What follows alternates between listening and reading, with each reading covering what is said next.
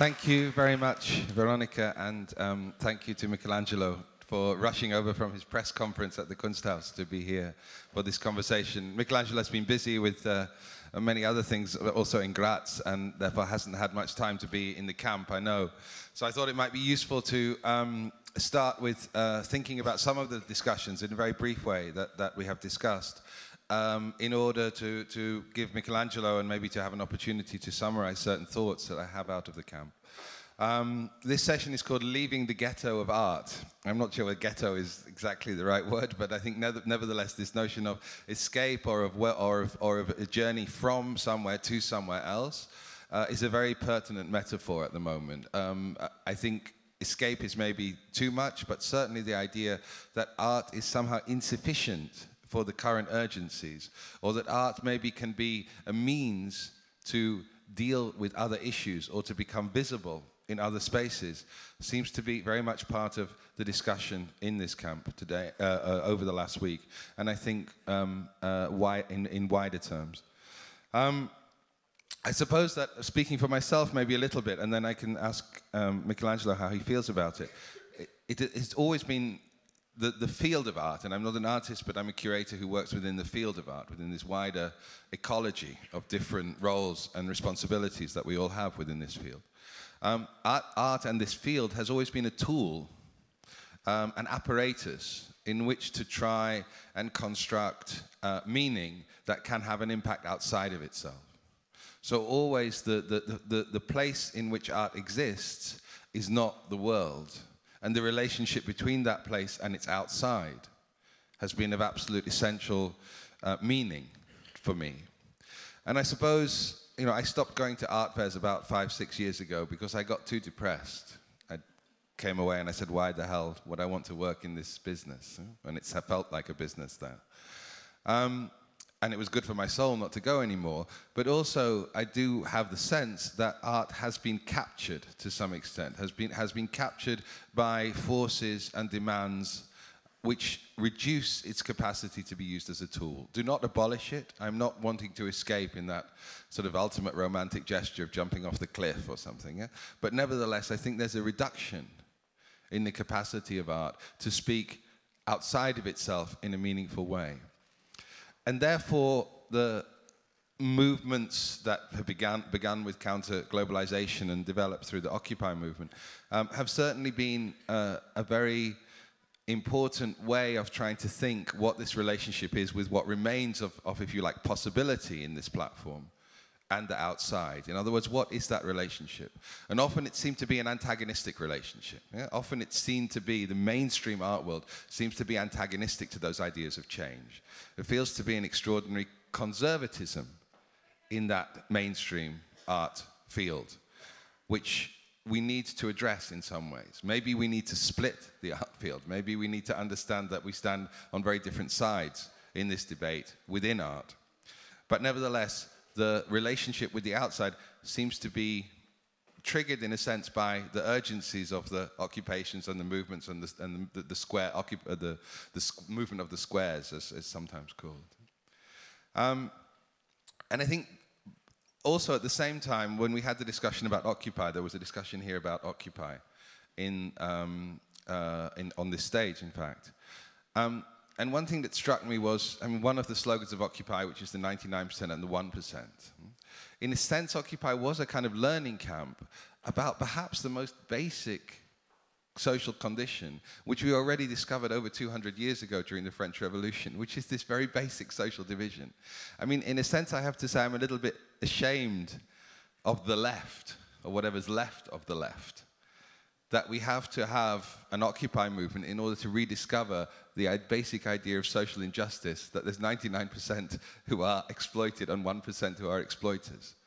What's happened to our historical knowledge, our understanding of the world in modernity and in our current condition, if we have to have this huge action in order to understand this simple thing? Now I know, and I think I'm very fascinated in what happens with Occupy now. In a sense, this statement has gathered a force around it, has maybe raised consciousness in that old-fashioned socialist idea of pointing and saying, look, this is not right, this is not just. But then the work starts, in a sense. Then the understanding not only of this is not right, but what do we do about it, becomes the urgent question, I think. And I think in all these questions, in a way, the feeling of urgency that I have is that in this relationship between the art field and the outside, in this state of sort of unknowing, in a sense, which Occupy represents to me in some way, yeah, of rediscovery of the obvious in a certain way. Yeah? That means that criticality, the tool of criticality, which we had through the 90s and the 2000s, was absolutely vital, absolutely necessary, but wasn't enough. That there wasn't enough in the debate, which was propositional, which was thinking about how the future might be shaped, how society might be changed. So criticality is necessary but insufficient, it seems to me, to raise the bar of this relationship between art and outside art in a way which can create social change, which can create possibility. And I think then you look at a practice like Michelangelo's, and he's really such an extraordinary figure in this discussion. You know, such an extraordinary figure based on the art field. And I'm not going to praise you too much because I know it's embarrassing, but it's nevertheless so important, I think, that we have certain models that do think about possibility and not only about criticality, that create alternative, different kinds of platforms and not only critically address the ones that exist. That, if you like, project the imagination, and through that projection ask us to reflect on our own imaginations. And of course reflection is such a profoundly important thing in Michelangelo's work from the very beginning, really. At the same time, there is so much projection in his work, so much of a core of understanding that it's about offering something and not only critiquing something, that I think is so valuable. And so then on that basis of leaving the ghetto of the art world, as this is called, but also on the kind of urgencies that I feel, I think that the many projects that Michelangelo has been in have addressed these urgencies in his own way and in his own style, in a sense. So I suppose I want to start with maybe quite an awkward question, but one you could maybe refer to, because you have this enormous experience, not only in time, but in terms of the different ways in which you've addressed situations at different times in history. I wonder if you could characterize this moment in some way. I was trying to do it in terms of the relation inside and outside the art world, and this question of being critical or being prospective. But maybe you could characterize this in relationship to other moments. Do you feel that this moment has a particular potential? Do you feel that this moment has a particular possibility or a particular difficulty? And how are you feeling to address that at the moment? And maybe we can start in the present and at times refer back to the past.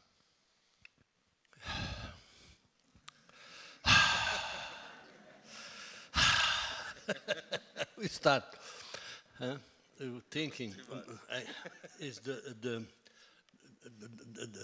noise of the thinking. At least not the noise of boredom. Noise of thinking. No, it's. Thank you for starting, because it's always very difficult to start. And I'm so happy that we are here together today, because we have been doing something together in Bordeaux. And when we thought in Bordeaux to develop this idea, this is something very recent. It's very today. It's today. I was invited with Città dell'Arte to direct the Biennale of Bordeaux, Evento. We really wanted to, in a certain way, to bring Città dell'Arte in Bordeaux as a possibility of making that city an experiment. And that, for me, it was a good experiment. It was very good because we had the possibility to reach artists that already are working in the direction of art for social transformation.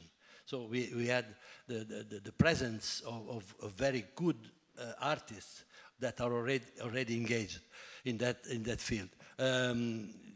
When I made my first manifesto of Città dell'Arte, that was Progetto Arte, art project, everybody was saying to me, oh, yeah, good ideas, but that was in the beginning of the 90s. Good ideas, but it's just utopia. It's just utopia. Okay, what's happening that now nobody is using that word talking about Città dell'Arte. Nobody is talking about utopia anymore. So that means that we have made some step. And also the artists that we invited in Bordeaux, they are real artists that work directly for transformation with good result. And this is not utopia anymore. So I think in the 20 last years, there was a big evolution in the technology, science, and everything, all that. Also, that in a positive way, and also very negative evolution in the society, in the crisis of the world, and so on. We know all that. We know all that. But beside the negative, there is a lot of people that are working for solution, much more than before. So I think that this idea of utopia is becoming kind of inspiration of many people, more than utopia, an inspiration to go on and see what has been done as a possibility and to create new possibilities of change. No? Yeah. This is what's happening. We see the difficulty, we see the problems, but there is a lot of young people that are seeing the problems. As you said before, this idea of the revolt of the people, not only the idea of the activity of revolt of the people, and it is good, it is necessary to do it, but the problem is that these people that feel the necessity to revolt, they don't have the capacity at the end to organize. This is the problem. And somebody that has been working from the past to be able to organize in a traditional way, they will take the power again. And this is what's happening in the north of in the Maghreb places. There is a necessity of changing the mentality of the less young people through the young people, but these young people, they have to learn. They have to learn how to organize. They are not able to organize. This is the problem. Huh? But maybe we can, because I think organization is important, but if we trace a certain trajectory, there are many trajectories, many lines you can trace through your work, but one is from working with objects, and in a sense the seat of inspiration. There's an exhibition here in the Neue Galerie where you can see some of the earliest work, actually going right back to even to the late 1950s, no, I think, in that exhibition. And there it's the object of inspiration is the object of inspiration is the object. You know, the point of inspiration is the object itself. And then I think since the 90s, I feel that there's been a shift in the kind of focus of attention that you have towards where the point of inspiration lies. The objects continue, but there's this much greater interest, and I wonder if you can agree or disagree with me, in the platforms that you construct, in the spaces that are available. And that leads on from Città dell'Arte to Bordeaux, to being a curator, in order to create certain platforms. Do you recognize that trajectory, or do you see that these two elements were always present in your work from the start? Yes, but you said we start from today, and we look back. Okay, if you want to look back, you can no, a little bit, but just because you mentioned the object, no? The passage between the object and activity, is there when I in the Neue Galerie you have the minus object. Minus, it means less word, less object, but at the same time, you see that the object, it become an experiment for me to divide my own individuality, creating object one different from the other. And that it was in '65.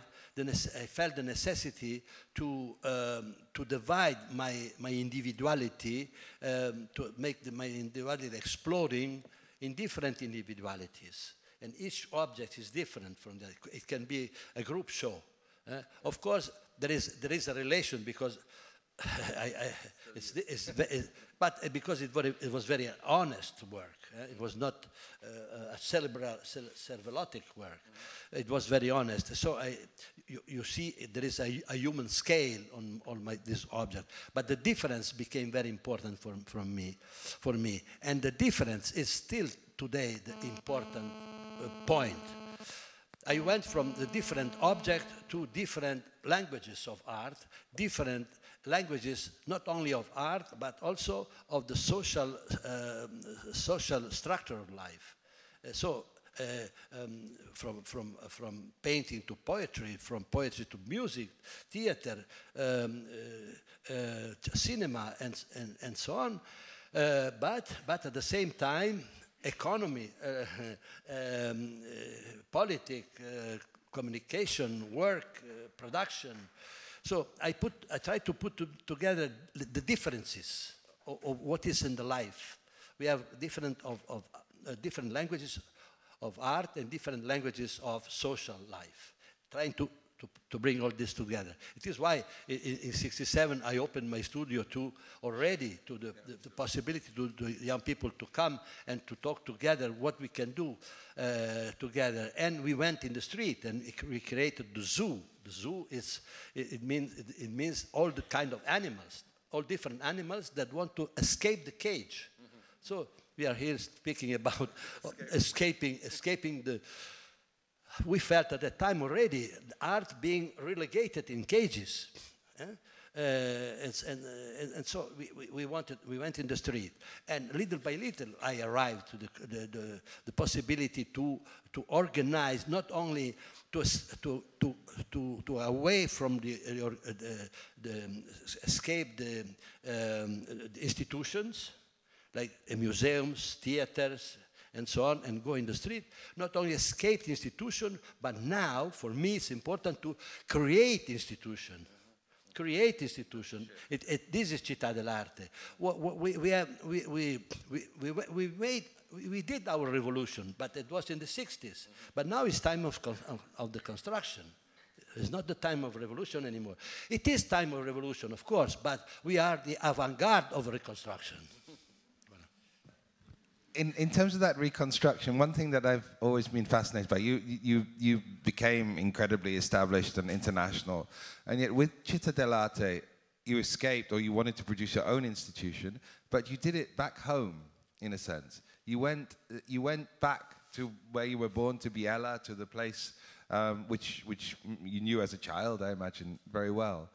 And I wondered what the thought was behind that. Was there an idea of responsibility that you had to the place where you're from, to a local engagement? No, but the chance is very important for me, the chance.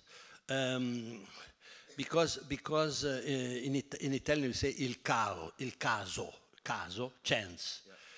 Caso, for me, it's also related with the idea of chaos. Caso and chaos is the same, but the chaos and the chance, they are the two opposite of the same concept, because the chaos is the vortice. What is the vortex of everything? So it's the craziness of everything, and the caso, the chance, is the point of this vortex. And in the caso, the chance is never too late and never too early. It's the punctuality, absolute punctuality. it's the absolute punctuality. It is, and everything, it arrives always in each moment perfectly in the right appointment. For example, I made many works based on this idea of the caso. For example, when I made the Anno Bianco, it was in 1889. In January, I opened the year as a work, 1 year work, and I called Anno Bianco. And in that year, I said, white, what it is, like a white page.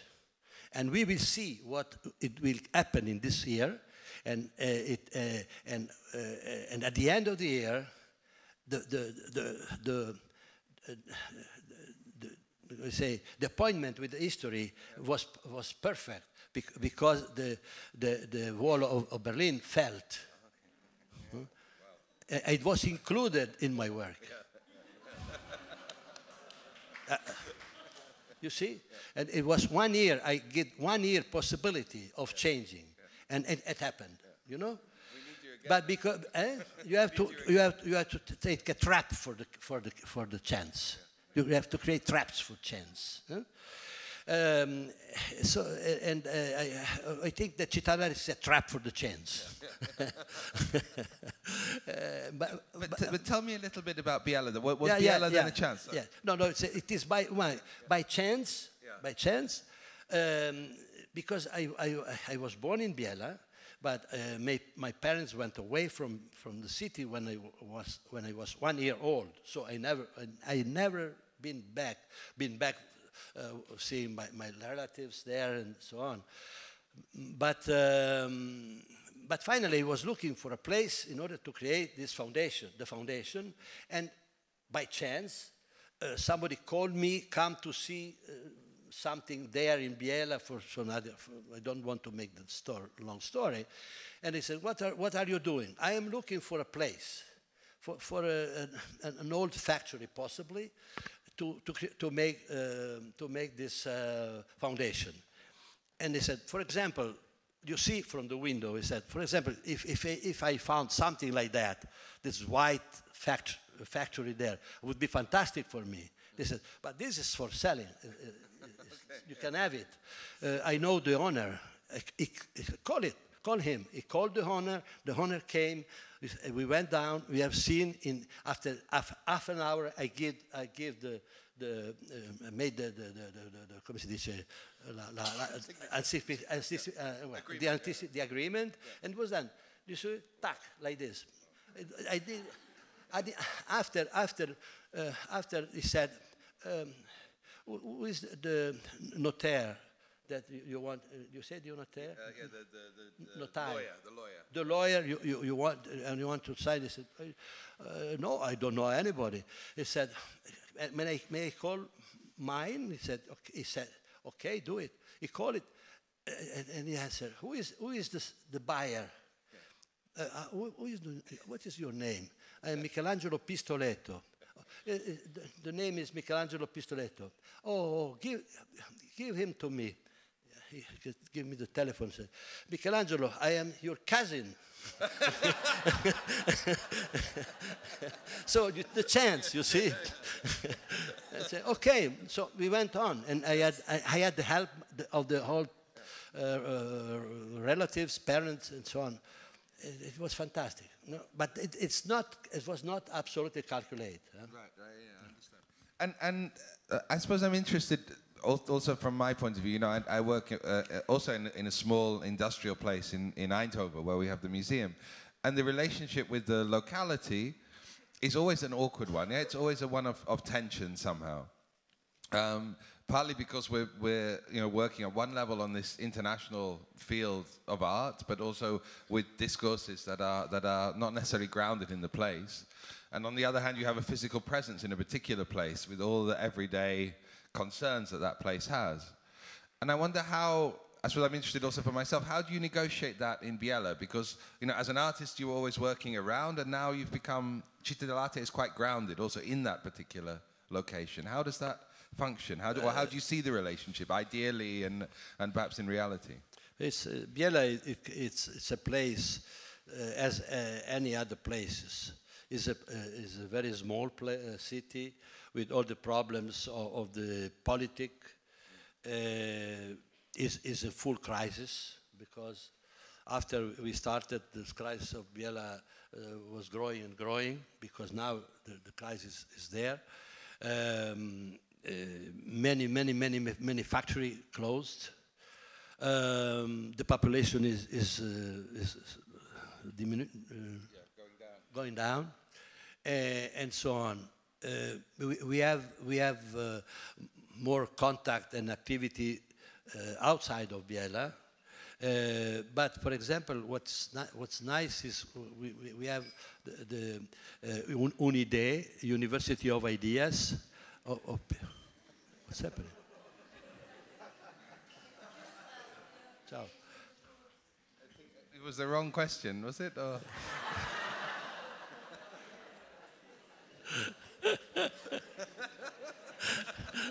Okay, let's go. They're leaving the ghetto of art, I think, along with us, no? They are leaving the ghetto of art. Yeah. Okay. You don't know, but you are in the ghetto. What was the... No, we were talking about relation with Biella. With the Biella. No,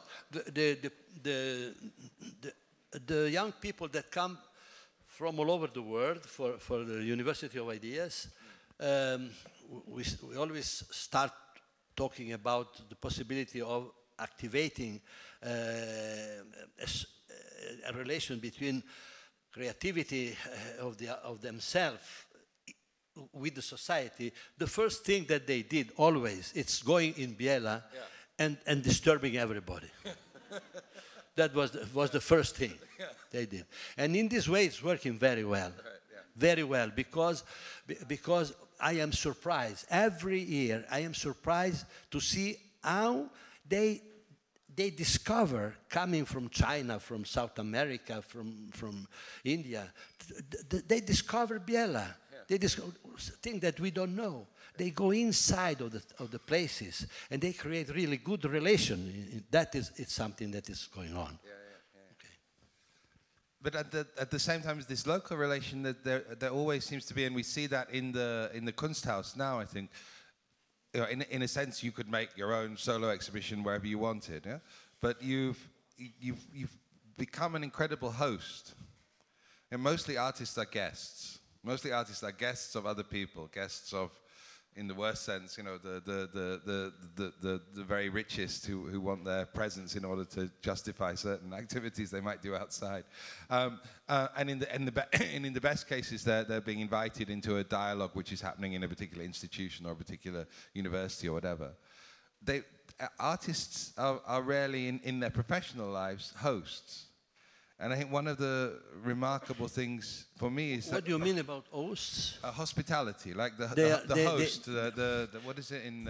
They offer space. They offer, or they are hosts. They offer. Offer. Okay. So the guest is the one who comes, and the host is the one they who's sitting there. Okay. Yeah? Okay. And so normally the artist is the one who arrives. Okay. Yeah, the sort of the traveling magician in a way. Yeah, this sort of old model. And in your sense, you've reversed that. And also here, it's not only in Biella, but also in Bordeaux, and also here. And you recently. Do. And I've been your guest. Normally, it would be. Yeah, but I mean, you offer the space. You offer the space and your participation at the same time to the artists that you present in your museum. Yeah. I think this is something very similar. I think. I agree, but you're, you know, in the traditional idea of identities, the artist is normally the one who is invited, and what you've done is to change that. You've created the conditions where you can be the person to invite. We did something like that in Bordeaux. Yes. Okay. So because. Because sorry, instead of inviting an artist, we invited a museum. Yes, But exactly. we invited you, you because you are the person that create this kind of museum. At the same time, So you and the others were already something that was activated by you. I mean, what you were done, what you did.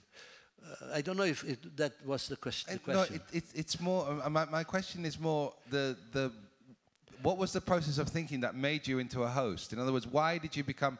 I suppose I'm thinking about the artistic identity. Being an artist is about creating your objects often and putting them out into the world. So it's about wanting other people to receive you. Yeah? You make the things and you want people to receive.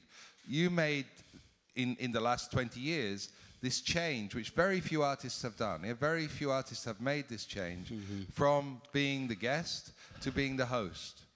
And I find it remarkable. I find it's a mark of generosity, also a mark maybe of maturity, in a sense of understanding how important it is to offer the chance to other people. And, yeah, but you know, I wanted you to talk about this switch, like how you think that. We have to. Okay, we can go back to my first necessity when I started to work in the 50s. My first necessity, it was to identify myself. My identification. But in the 50s, there was the avant-garde of the time. It was the thank you. It was the abstract expressionism. Yeah. It was the individual expression as the extreme avant-garde, the subjectivity. The artist was not refusing all kind of sign, all kind of representation, and he was making his own sign or her own sign. But there were majority were male, so you can say yes. At that time, they were male. Yeah. Now it's changing, and they, for me, it was not enough to make my sign in order to have to find my identity. My identity was not just imposing my sign, but it was to discover myself.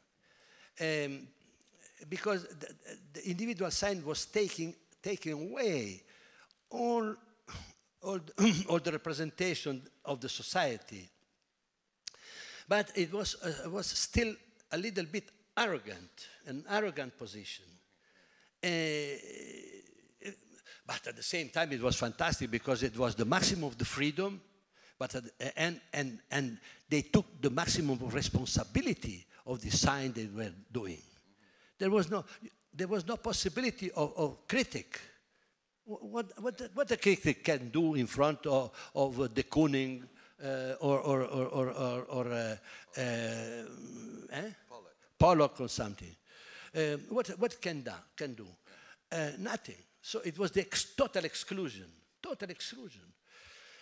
I could make my sign and say, one sign more. There is space also for me. I can be included in the scene. It would have been a little bit late, but you never know. Many people did it. Many people did it. I said, but I want to really. I need to know. I was coming from a terrible time. The time of the fascism, of the Nazism, the time of the war, the time of the reconstruction, but at the same time of the conflict, atomic conflict. It was really what I am in this world. What I am in this world where I was educated as a Christian in the Christianity, and I see that this Christianity is creating more problem than solution. Yeah. So I really felt I have to find my identity, but my identity, what can be? It is why, little by little, I transform the canvas into the mirror. And when you make the self-portrait, normally you are alone on the canvas. But for the first time, I was not alone anymore because around myself and behind myself, in the painting, there was the word. There was the first person that came there. It was inside.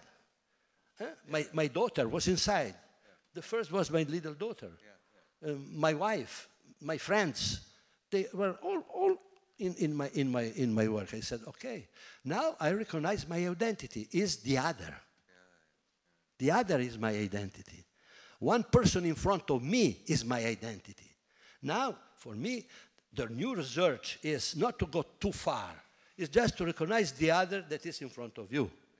This is the beginning of the possibility of creating a democracy.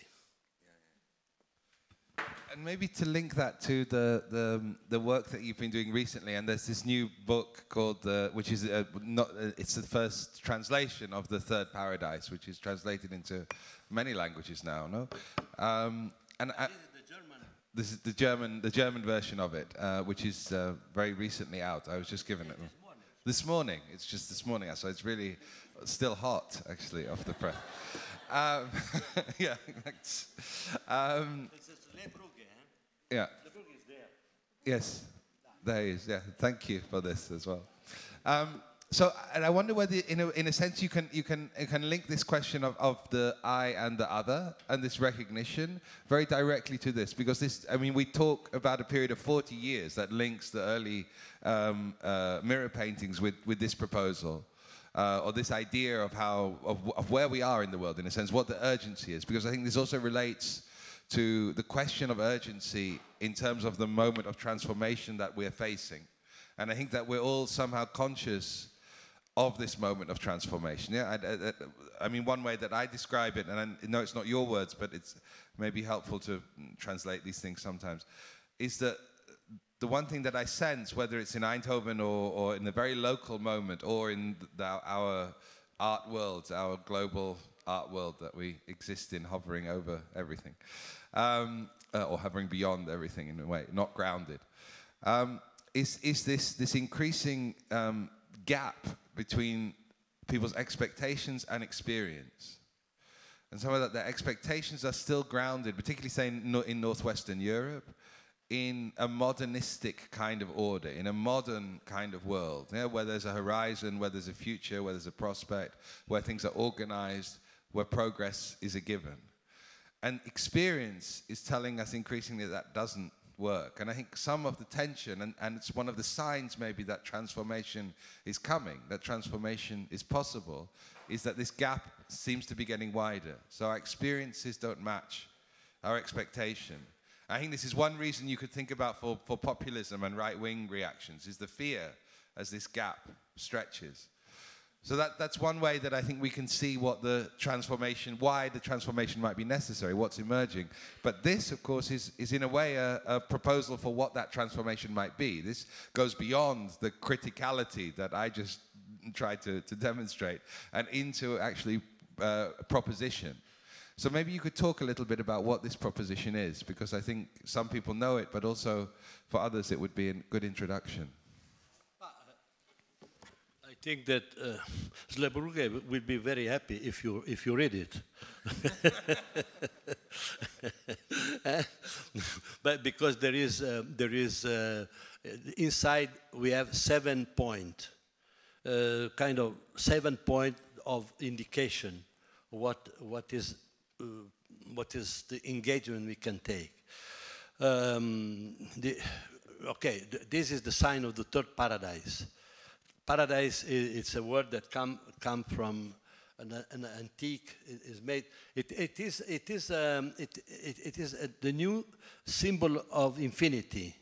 The normal symbol of infinity, the mathematical symbol of infinity, is made with 2 circles, and this is made with 3.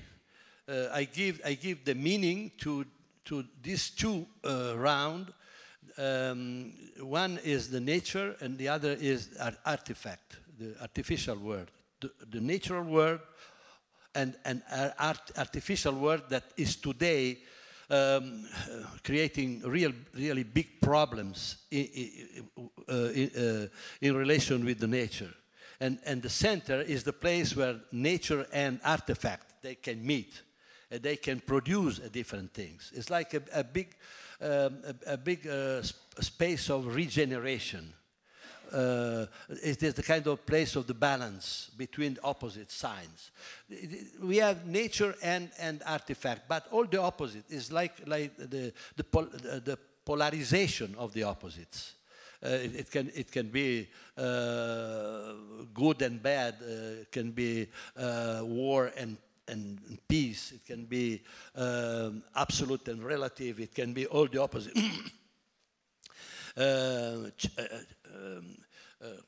All the opposite, they can be in a certain way contained,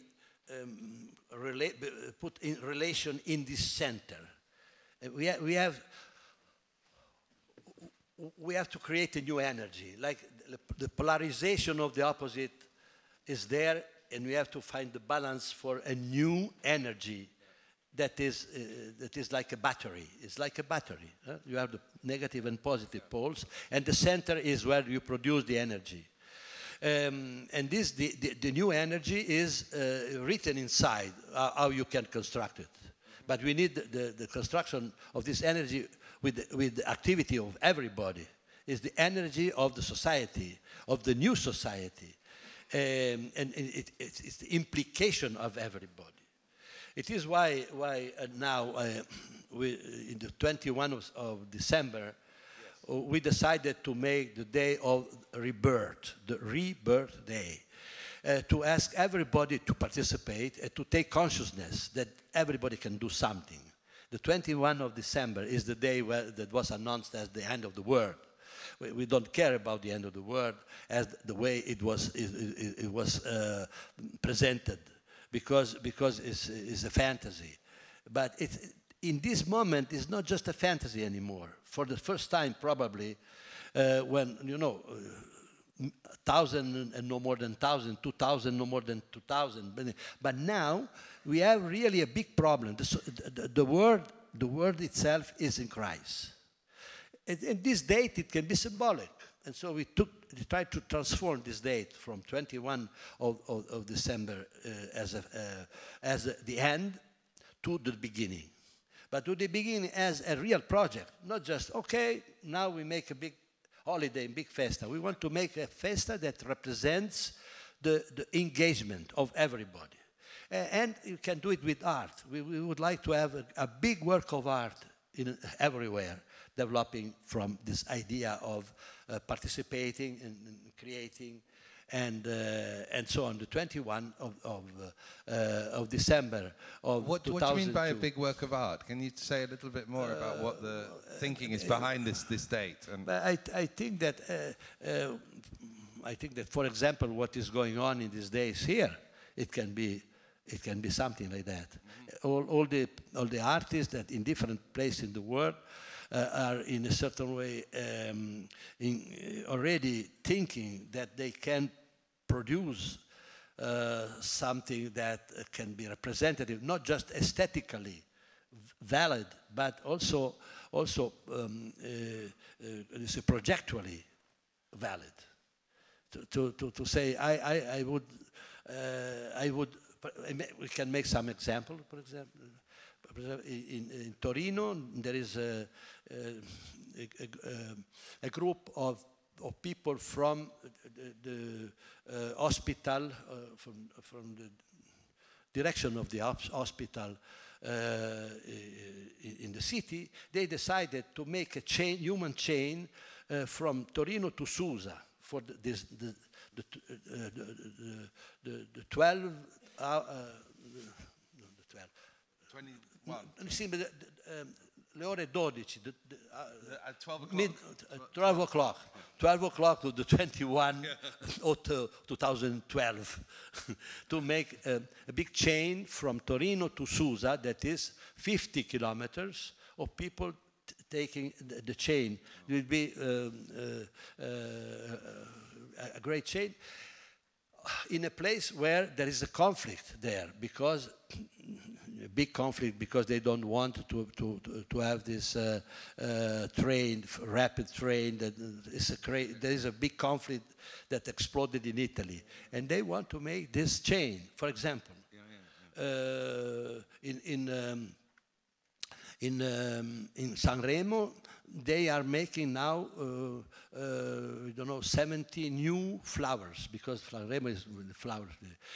They create new flowers, and they will make a big garden with the new flowers, with the third paradise sign. These are two examples for you. Okay. I sense also in this 2112, but also in maybe some other projects, also like Love Difference, the project that you started. They seem to be one way in which you're also wanting to leave the ghetto of art, if we talk about it, in the sense that you want to act at another level in terms of public recognition, public acknowledgement, public understanding. Is that true? Is that one of is there a frustration with the art world not being big enough in a sense, or not being able to speak to enough people?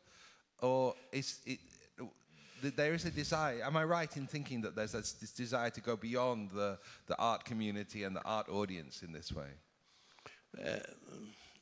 Love Difference, it starts with the idea of the Mediterranean Sea as a place where you have so many cultures, so many economies, so many traditions, so many languages. It's a place where you have three continents connected: Africa, Asia, and Europe. So it's a kind of mirror of antique societies. Yeah. It's a kind of mirror. At the same time, you can see it is the internet of the time, because people were going through. Exchanging, that was time. Now internet is bringing the people together in a different way. Sorry, but sometimes I lose this. Can you hear me? Yes. So it is why it's we thought that it was necessary to think of the possibility that art could help politics to solve political situation, and being Italy in the center of this sea. I felt that an Italian artist, or he could find this like a table, like a mirror table, where everybody could sit around and to make a parliament.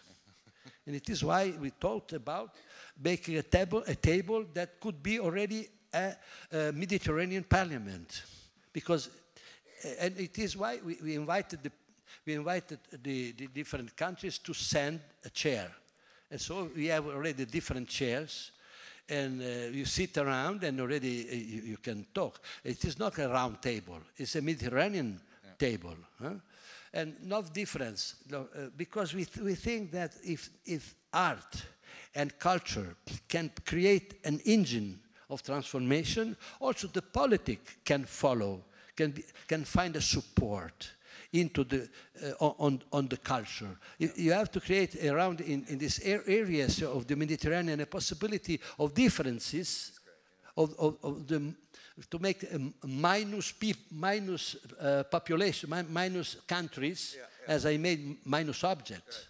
To put this difference together and communicate. And for example, the show here, I think I like the show of Città dell'Arte in the Kunsthaus, because you have the feeling of something that is unified. There's a unification, but you see the differences. You can see very well the different point. They are very limited, but it's an example. And the table is in the center. The center is the table of the Mediterranean Sea. And we can sit down, and I hope many encounter and discussions will be done there. Yeah, absolutely. And it's possible to see. I saw it being built yesterday, so I imagine it's finished now, the Mediterranean Sea. Finished. Yeah, so it's done now, which is good. I think I would like to, I'm not sure what time it is, I think it might be interesting. We've got another 20 minutes or so. Are there any questions from the audience, people that would like to ask anything of Michelangelo or of our discussion, so that we don't keep on talking and then there's no questions left? Is there anything to come from the audience? It's been a long... Yes, there's one question there. Can somebody help too?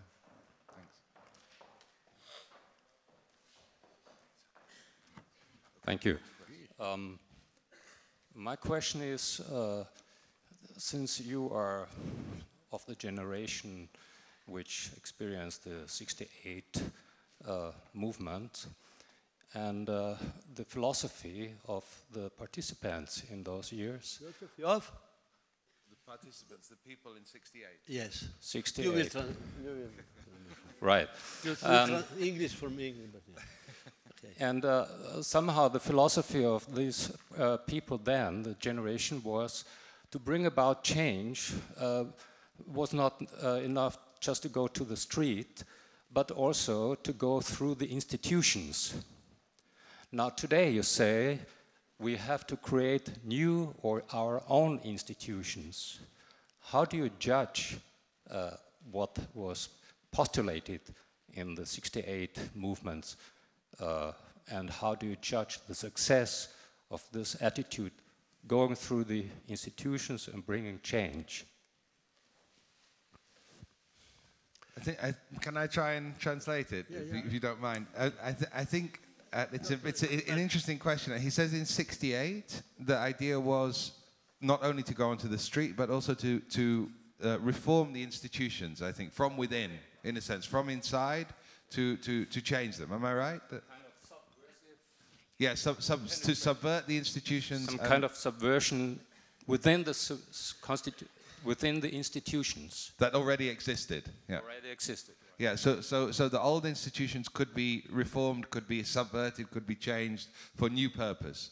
And this was one of the ambitions of the '68 generation. And now he says that you, with Città dell'Arte and other things, want to start new institutions.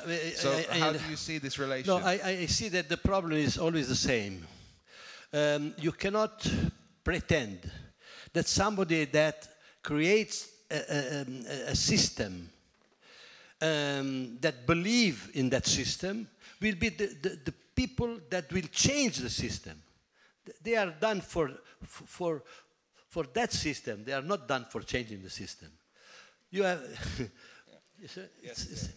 also now the youth, they go against something to say you are bad. Oh, we are bad. They will calm down. You will see. Go. Oh, bad. And at the end, when they calm down, they say, now we reorganize everything, because they don't know other way to reorganize. They know only one way. It is why I said from the beginning, who want to change has to be able to organize after the revolt. This is what it is. What we did in the '68, we went in the street. But now I try to find the way to say, I am not against to anybody. I don't agree so many things, but I don't ask the people that make wine to produce milk. If I want milk, I don't have to ask the winer people to do it. I have to make my milk. And perhaps the winer, they will drink my milk. Oh, it's not bad. You said, we have to change that, but in a different way. You cannot pretend that somebody that makes this, it's the same people that will make the opposite. It's impossible. I think, maybe I can come back as well, because I'm completely compromised by working in institutions. And maybe on an optimistic note about the crisis, I don't want to in any way belittle the suffering that the austerity programs and the Goldman Sachs governmentality that we have now is imposing upon many people. But it seems to me that working within the institution, the fact that we are losing money, the fact that the institution itself is in danger, is threatened, is an extraordinary opportunity to make some of those changes in the institution that otherwise would be, Now, yes. as Michelangelo says, completely impossible. Now, yes, because there is a big power that is growing, that is also presenting differences, presenting different possibilities. And at the other side, the crisis is growing, and they need some solution. So, because when I speak about transformation, I don't speak about stopping and starting. We have, of course, to transform little by little the situation, but we have to put strong points outside of that situation and show the possibility of bringing energy from that different from the different institution, and little by little also the museums, the galleries, and they will start to bring a little bit of that and to include a different way to use art than just presenting physical object, self-referring object, and so on. Yeah, exactly. And I think also to come back to that, I mean, in the very particular conditions, say, of this small museum I run in provincial Netherlands, that some of the core questions are beginning to be asked. So, for instance, not only why does it exist, and these sort of quite banal questions, but what do we do if it doesn't exist? And what is the core that needs to be preserved? So, for instance, the collection itself, the idea that you would want to preserve this modern heritage in the collection and to pass that on to another generation is a core task. The means you do that can be radically different. It doesn't necessarily mean the kind of architecture that we have. It doesn't necessarily need to be located in this place. It doesn't necessarily need to have the marketing and exhibitions and all those other functions surrounding it. We come down to say, okay, change can also happen through this reduction, and then the question being asked, or the financial reduction, and the question being asked, what is it that we really want to achieve? It makes the notion of the museum and its significance much more urgent to be answered. Instead of this growth, and we can always wait a little bit and then we can add another function on, now the functions come in, we call the functions in from this expansion period. We can start to focus on what we think as an institution, what we think as a society, is really the value of these kind of institutions. And then what's interesting is the questions of tourism, of gentrification, of social inclusion, of all these issues which in our kind of institution have been the core reason why we get public money. They start to be transformed. You start to say, okay, if there's less public money, then what is it that's really urgent and significant to preserve? And that can lead to a kind of internal transformation. I'm being optimistic. There's reasons also to be pessimistic. But that can lead to an internal transformation in the institution, which in a very different way, I think, from '68, might be effective in achieving something new. Some new energy can result from that. And that's, again, as I say, not to in any way dismiss the real suffering that the crisis is causing to people. We have created a book that is called Visible. What that means, visible? A book at a price and so on, with many. We have the representanti here, the people that work for that here. Probably it would be good also to hear some two words about that. Yeah, that would be very nice. It's based on the idea that art has always has focused a lot with this idea of kind of ghetto in a certain way. Yeah. But what it means that there is a light on that ghetto, and you don't see what is surrounding that, what is growing around, and taking visible means to enlarge our focus, and see how many artists, how many curators are already working in that dimension, in that way to develop this visibility. And this, I think, is very important. Not just to abandon the situation and go away, to leave the ghetto. We can open the doors of the ghetto, making more activity and so on. But the ghetto, it doesn't mean that you have not the right to have a basic structure in the art that is in the museums, in the modern museums and so on. But it's a limitation. Now we have to open this. Yeah. And I think that openness is so clear in some of the recent projects, and also this 2112, I think, to try and communicate on a wider field. It's very clear.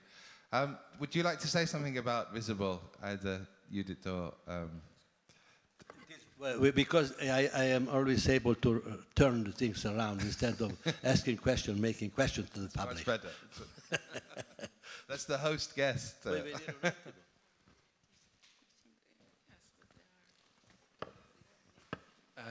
Yeah, I mean, who could say it better than Michelangelo? But just to add a few things, yeah. What is very interesting connecting Visible to what you said before about the institution, I think it's interesting because Visible, to say it very briefly, also by shedding a light on something that already exists, question also how artists sometimes doesn't see certain things happening that can be called art, but they are happening in other fields. So we want to do that. We want to shed a light on in those fields where artistic things are happening and they are not seen as art, they're not recognized as art sometimes. And what we also want to do is to bridge this knowledge that we are, let's say, experiencing, that we are gathering, that we are connected to, and bridge it to a main system of institutions that in this moment of crisis are definitely questioning in which way do we create an exhibition? What does making an exhibition mean when a lot of money has to be spent on that? And sometimes, I mean, there is a lot of criticism, no, towards this system, this business that has been established, and we keep on repeating without maybe thinking too much why we are doing that. So by bridging, we mean that we'd like to bring those practices inside the institutions through the project of Visible, but not because we want to normalize them, not because we want to transform them and bring them inside an already existing system, but because we want them and their generative, transformative power to change the way in which things are done inside the institution. So this is mainly the dynamic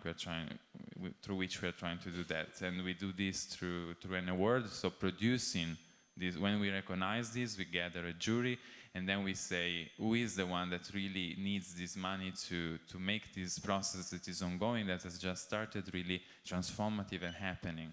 And once we do that, once we recognize this, we give the money and we follow the project, and we keep on documenting what's happening and bringing the projects around. So just to say the last thing, the project that has won the first award is Elena Producciones, that is a collective based in Cali that for more than 15 years have been producing a festival, The Performance, in which the performance is not seen as just an artistic expression, but is seen as a tool to emphasize, to enhance social issues and social processes that are ongoing in the Colombian context. We are in November. There will be not only the Rebirth Day, but also the festival that we are supporting.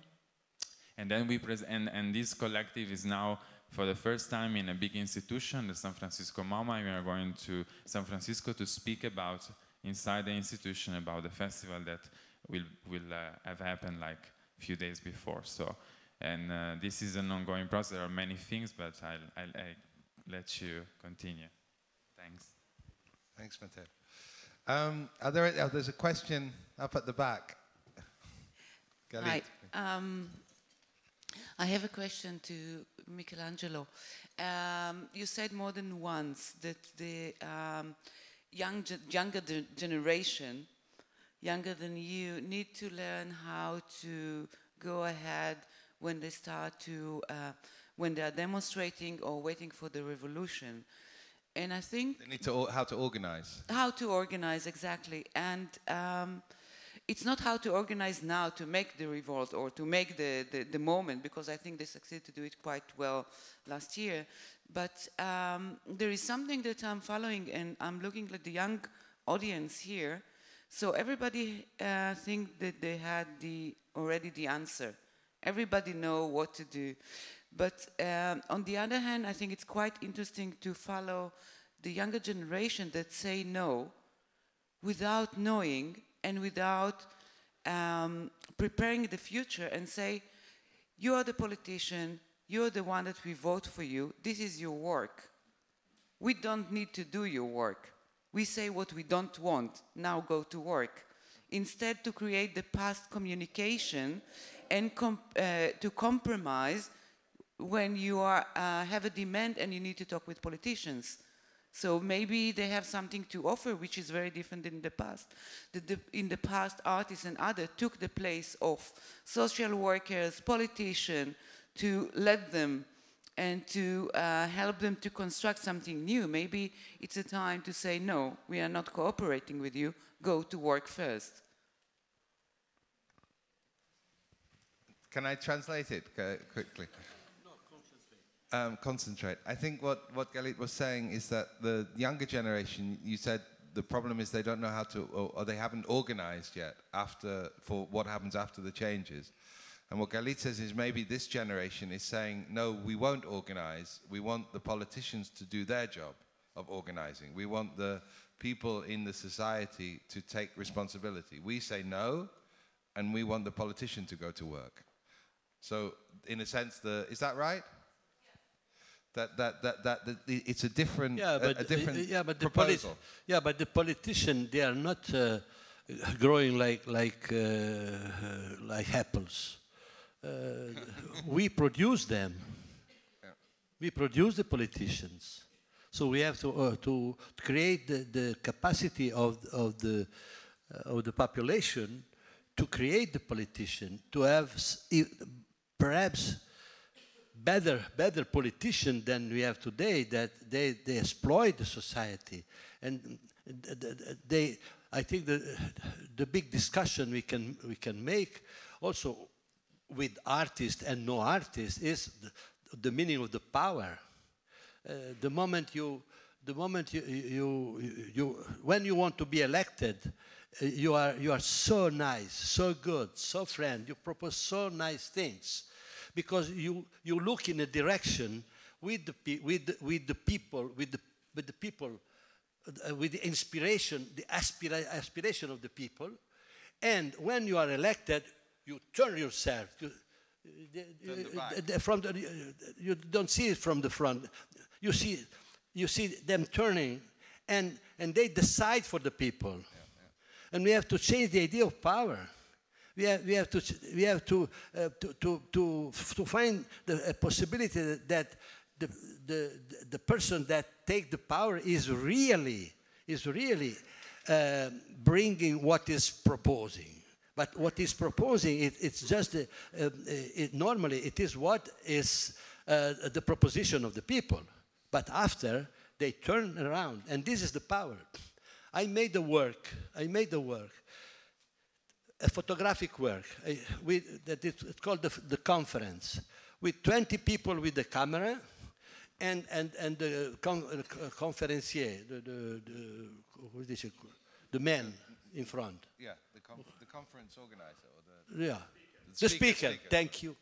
The speaker in front. Everybody has a camera, and they make a photo all together. The speaker and the audience.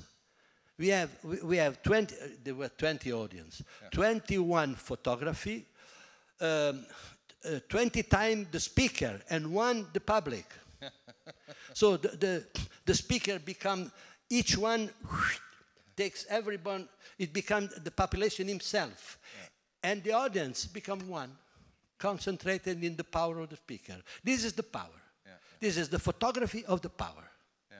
We have to change the system. We have to create a kind of chain where I make the photo to you, you make the photo to me, behind myself there is somebody else, and somebody else is taking the photo of me with you and the other, and they take the photo. A chain of photography. That is democracy. Nice. Thank you, Michelangelo.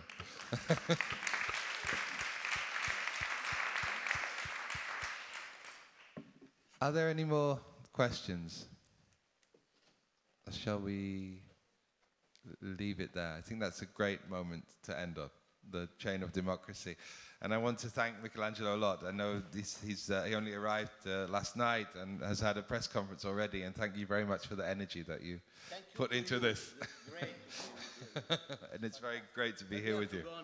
We have to go on. Thank you very much for coming. Nothing to do but to say thank you.